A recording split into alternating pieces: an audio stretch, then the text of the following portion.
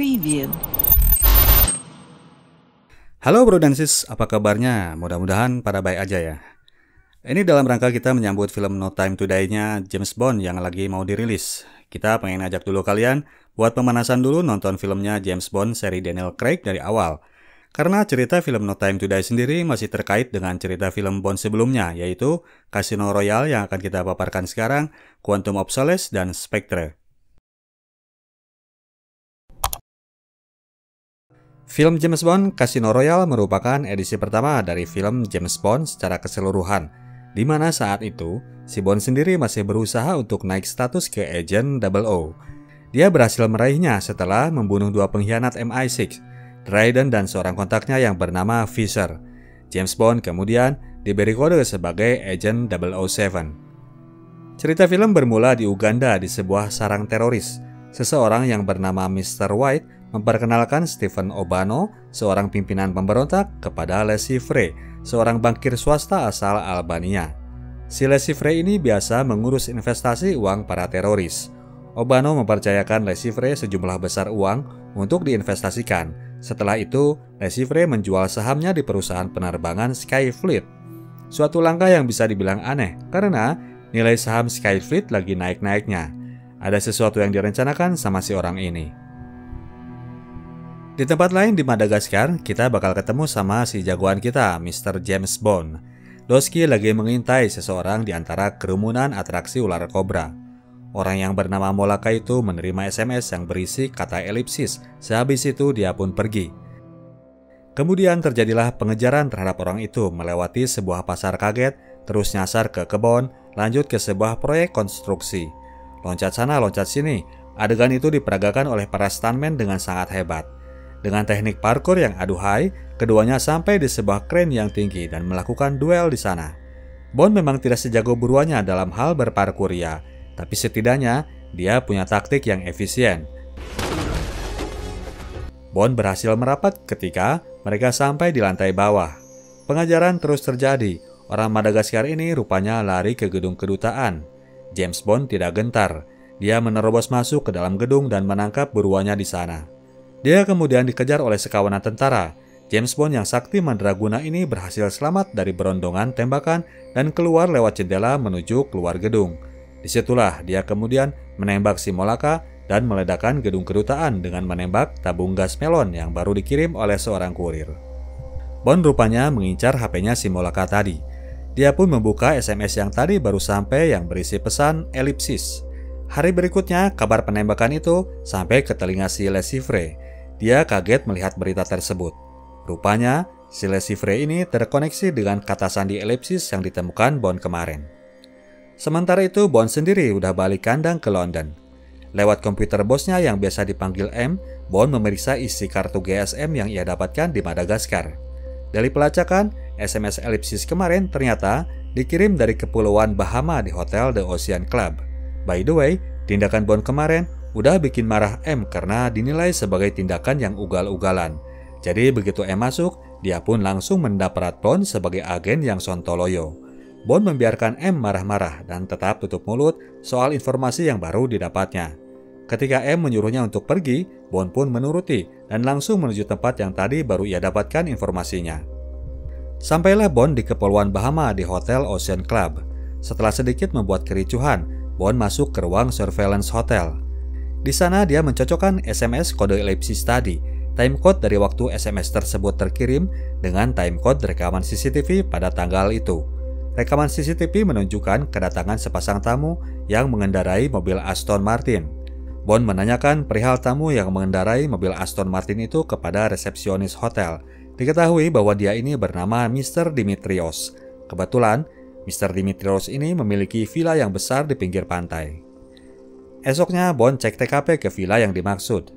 Villa tersebut memang milik orang yang dicari, si Mr. Dimitrios. Orangnya lagi ada di atas loteng villa, mengamati istrinya yang lagi main-main sama kuda. Di kamar hotel, Bond login dengan menggunakan akun M untuk masuk ke server data MI6. Dia mencari data tentang Alex Dimitrios. Ditemukan fakta bahwa orang ini terkoneksi dengan Le Chiffre. Malamnya Bond datang ke lobi hotel, di mana di sana si Dimitrios sedang bermain poker. Bond pun ikutan join.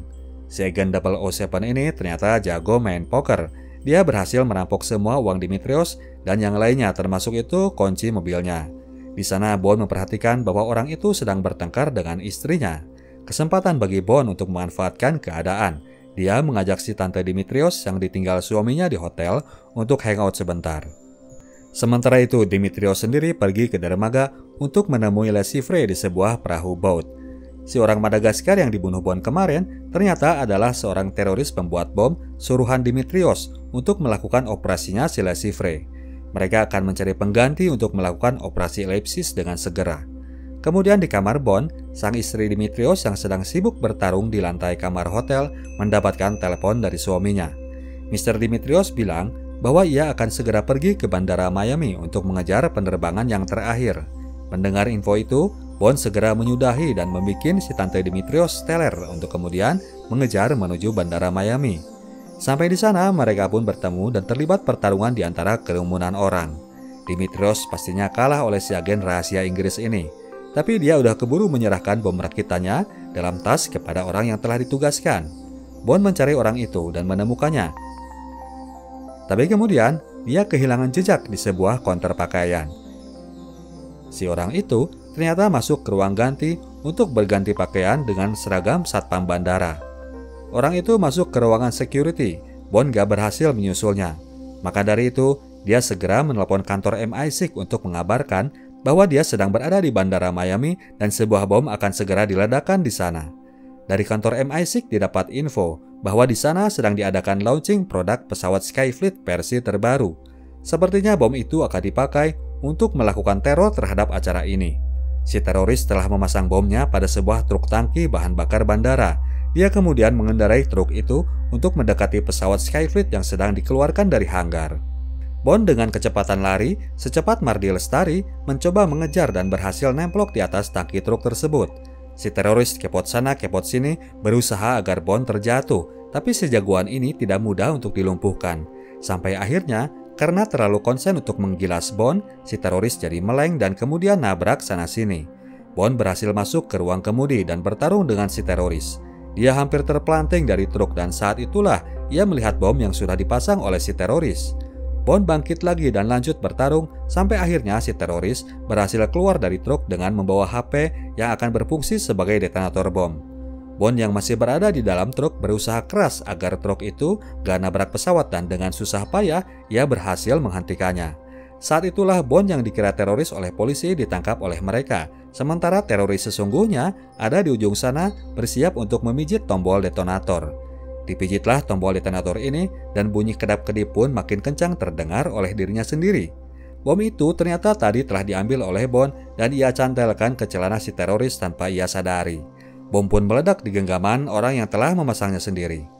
Serangan teror terhadap Skyfleet ini dimaksudkan Le Chiffre untuk membuat nilai saham Skyfleet turun dan di saat itulah ia akan melakukan pembelian saham secara besar-besaran dengan memakai uangnya si teroris Uganda yang sudah menitipkan uang kepadanya.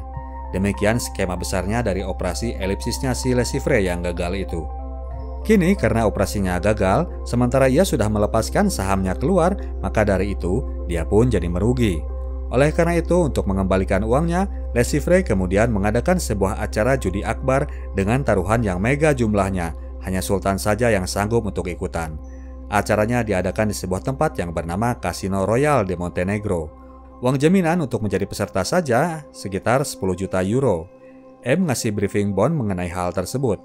Dalam upaya untuk meringkus gerombolan teror itu, MI6 akhirnya mengutus Bond untuk ikutan menjadi peserta. M berharap kalau Le Chiffre kalah, ia akan minta suaka ke Inggris untuk kemudian pihak MI6 akan barter dengan info yang ia ketahui. Namun kini Bond gak pergi sendiri. Dia didampingi oleh seorang staf dari Departemen Perbendaharaan Negara untuk mengawasi pengeluaran uang yang tidak kecil itu. Staf ini seorang wanita cantik yang bernama Pes Verlin. Mereka berdua ketemu di kereta menuju Montenegro. Begitu ketemu, Simba Vesper ini langsung mencecar Bond dengan pertanyaan-pertanyaan. Karena seperti biasa, kalau udah urusan uang, wanita pasti pada bawel. Sampai di hotel, sebuah amplop kiriman M udah sampai duluan. Isinya adalah sebuah kunci mobil. Seperti biasa, Bond selalu dibekelin mobil sport paling mentereng yang punya gadget yang aneh-aneh. Di sana mereka bertemu dengan seorang agen Prancis yang bernama René Mathis yang akan mendampingi misi Bond kali ini. Tiba di momen pertandingan poker itu dimulai. 10 peserta sudah hadir, termasuk itu si Le Chiffre. Uang jaminan semua disimpan di bank Swiss. Perwakilannya hadir dan mempersilahkan semua peserta untuk menyimpan kode unik masing-masing. Permainan pun dimulai. Adu pintar, adu strategi, dan adu gertak di antara para peserta. Vesper sengaja datang di tengah permainan untuk mengalihkan perhatian pemirsa, tapi yang jadi nggak fokus ternyata malah si Bond sendiri, si agen mata keranjang. Ronde pertama itu Le Chiffre berada di atas angin. 4 jam berlalu, permainan untuk sementara di break dulu untuk waktu istirahat 1 jam. Le Chiffre masuk ke kamar hotelnya dan saat itulah ia mendapatkan tamu yang tak diduga. Gerombolan teroris Uganda telah masuk ke dalam kamarnya. Mereka telah mengetahui perihal uang mereka yang raib di pasar saham. Mereka meminta uangnya balik esok hari habis beres acara poker. Saat itulah kebetulan Bond dan Vesper lagi lewat menuju kamar mereka. Mereka mendengar suara teriakan. Mereka menunggu di luar dan ketika 2 orang Uganda itu lewat, akhirnya mereka pun bertarung. Bond membawa mereka berantem di lorong tangga. Dia berhasil membunuh keduanya. Dia pun menyembunyikan mayat teroris Uganda itu di sana dan menyuruh Vesper untuk mencari Mathis, meminta agar agen Prancis ini untuk mengurus 2 mayat tersebut. Bond langsung masuk kamar dan bersih-bersih untuk menghilangkan tanda-tanda telah terjadi sesuatu. Ia pun balik ke meja permainan dan bersikap biasa di depan Le Chiffre. Permainan dilanjut esok hari, Bond pun balik ke kamar. Di saat itulah ia melihat Vesper yang tengah shock setelah menyaksikan adegan kekerasan tadi. Kali pertama buat dirinya. Bond menyerahkan pundaknya untuk dijadikan senderan. Vesper tidur lelap sampai esok paginya. Bond lalu mendatangi René Mathis menanyakan nasib 2 mayat teroris Uganda. Mathis memperlihatkannya. Siangnya permainan pun dilanjut. Vesper sudah hadir mencoba untuk menahan rasa stresnya. Permainan terjadi ketat. Pada akhir putaran, game tinggal menyisakan 2 petarung tangguh, Bond dan Le Chiffre. Sebetulnya posisi Bond saat itu sudah bagus, namun karena terlalu berani merespon gertakan Le Chiffre, akhirnya ia jadi kalah. Kalah total sampai koredas. Uangnya habis. Rada pusing juga dia karenanya. Oleh karena itu, ia meminta 5 juta euro lagi kepada Vesper agar ia bisa masuk ke dalam permainan, namun ibu PNS ini menolaknya. Dia melihat bahwa James egonya terlalu tinggi dan itu yang akan bikin dia kalah lagi kalau dia masuk permainan. James masuk ke dalam ruangan, lalu di situ dia ketemu dengan salah seorang peserta yang ternyata adalah anggota CIA. Anggota CIA ini menawarkan sisa koin miliknya untuk diberikan kepada James dengan syarat kalau James menang, maka CIA yang akan menciduk Le Chiffre. Uangnya mah bebas, dia nggak mau tahu. Deal, James pun masuk lagi ke dalam permainan. Dalam waktu yang singkat saja, ia sudah bisa mengumpulkan koin yang banyak dan kembali berada pada posisi head-to-head dengan Le Chiffre. Berada pada posisi yang nyaman, Bond pun santai minum vodka martini. Tidak lama, sebuah reaksi yang aneh ia rasakan pada tubuhnya. Badannya berkeringat sangat cepat. Ia melirik ke arah gelasnya. Minuman itu ternyata sebelumnya sudah dibubuhi racun oleh pacarnya Le Chiffre. Ia pun pamit dulu dari permainan dan langsung ke kamar mandi. Kondisi tubuhnya makin gak karuan. Pandangannya mulai nanar. Terhuyung-huyung ia jalan menuju mobilnya di pelataran parkir. Begitu masuk, ia langsung menghubungi markas MI6 untuk meminta pertolongan. Jantung Bond terancam berhenti berdegup. Orang MI6 kemudian memberi instruksi agar ia membuka gadget di dalam mobil. Alat itu merupakan alat penawar racun dan alat picu jantung. Ketika waktunya tiba untuk memijit alat picu jantung, alat itu ternyata nggak nyala-nyala. Bond terus menekannya tapi tetap nggak bisa. Ternyata ada sesuatu yang lepas dari kabel, namun Bond udah keburu pingsan. Saat itulah Vesper datang dan mengaktifkan alat picu jantung itu. Bond pun berhasil selamat. Semuanya merasa lega. Tanpa banyak babi bu, Bond langsung masuk lagi ke dalam gedung untuk melanjutkan permainan. Le Chiffre kaget melihat musuhnya ini muncul lagi. Dengan kondisi seperti yang baru bangkit dari mati, kini Bond bermain dengan lebih tenang. Final game tahap permainan terakhir, menyisakan 4 pemain lagi, bisnismen Jepang, Sultan Afrika, Le Chiffre dan Bond. Permainan mental, Bond berusaha teliti memprediksi maksud dari tantangan Le Chiffre yang menaikkan taruhan. Tidak seperti kali pertama yang merupakan tantangan sesungguhnya, Bond merasa kali ini lawannya itu sedang melakukan gertakan. Maka dari itu, sekalian ia menantang dengan melakukan all-in. Le Chiffre terpaksa meladeninya. Momen terakhir dari permainan akan terjadi saat ini. Semua pemain mengeluarkan kartunya dan kali ini deretan kartu Bond melibas semua kartu milik para musuh. Bond berhasil bangkit dari kubur dengan total, selamat dari maut dan memenangkan pertarungan. Bond kemudian membiarkan si orang CIA yang bernama Felix itu untuk memburu Le Chiffre. Dia pun mengajak Vesper bersantai karena ia sangat kelaparan. Mereka pun dinner bareng. Vesper memberikan selamat atas kemenangan Bond. Saat itu Bond melihat kalungnya Vesper. Dia tahu bahwa bentuk kalung itu adalah tanda cinta simbol dari negara Aljazair. Tahu bahwa Vesper udah punya cowok, Bond pun jaga jarak.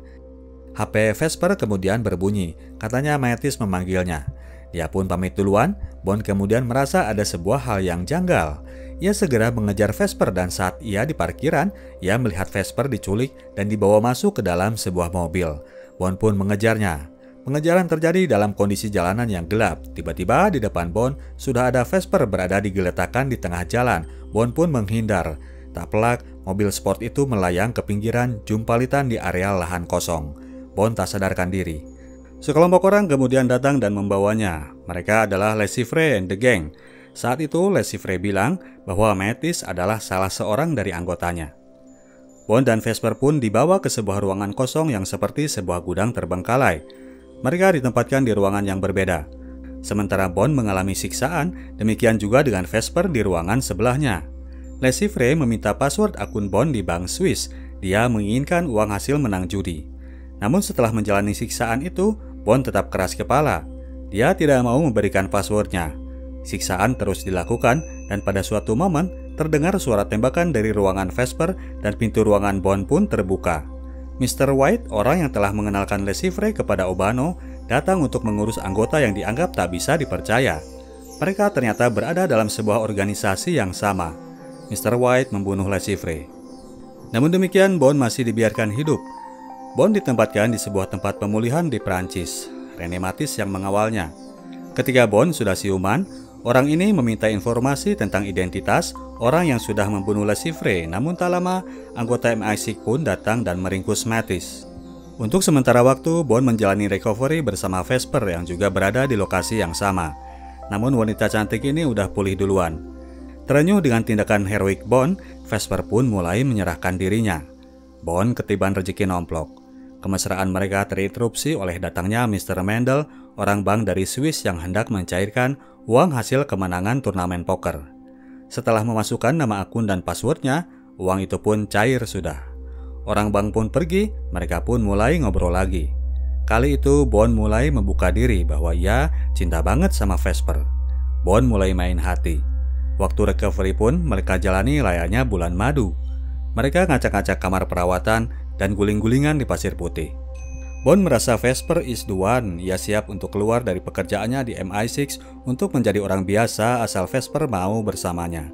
Vesper juga yang lagi mabuk cinta tentu saja senang mendengarnya. Mereka pun liburan panjang berdua. Dengan perahu layar, keduanya tiba di kota Venesia. Saat itulah Bond mengirimkan surat pengunduran dirinya kepada M. Suatu pagi, Vesper bangun pagi banget gak seperti biasanya. Dia bilang bahwa dia ingin ngambil uang untuk bekal perjalanan dan Bond disuruh untuk belanja. Mereka pun keluar hotel barengan. Saat itulah M menelpon Bond.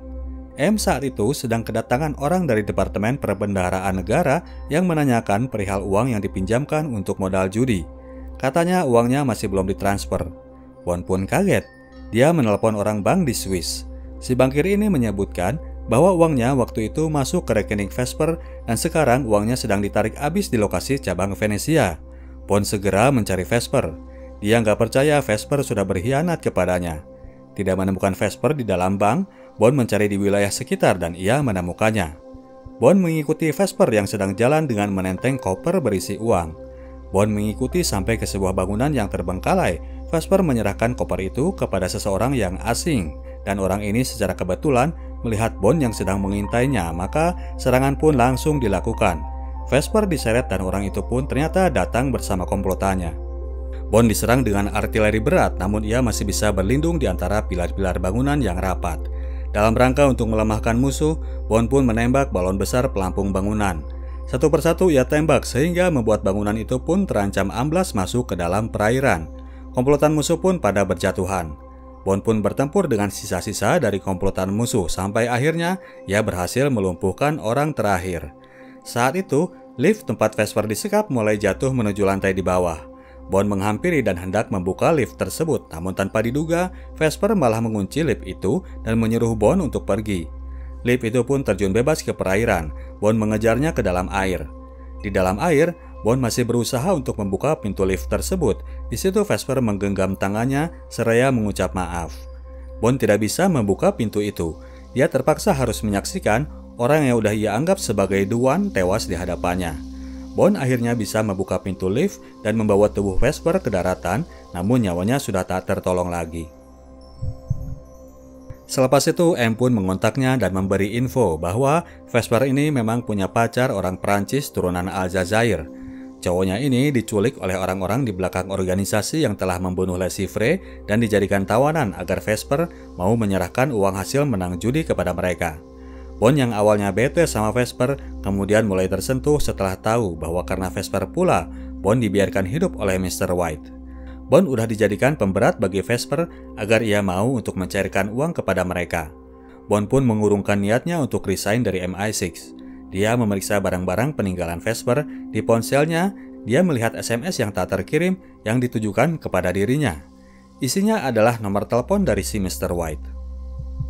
Di sebuah lokasi rumah mewah pinggiran Danau Como, Italia, Mr. White baru tiba dan keluar dari mobilnya ketika kemudian ia menerima sebuah telepon. Ia menjawabnya dan muncullah berondongan tembakan yang melukai kakinya. Bond, si agen 007 ini telah berhasil melacak lokasi rumah Mr. White berkat info nomor telepon dari Vesper. Dan layar pun kemudian menghitam, tanda film sudah usai dan memaksa kita untuk menyaksikan film Bond selanjutnya, Quantum of Solace, untuk mengetahui kisah selanjutnya mengenai organisasi teror di belakang Mr. White dan Le Chiffre. Kedepan kita akan membahasnya juga, ayo guys. Oke, kita tim Senetok cabut dulu. Sampai jumpa di video kita selanjutnya. Ciao.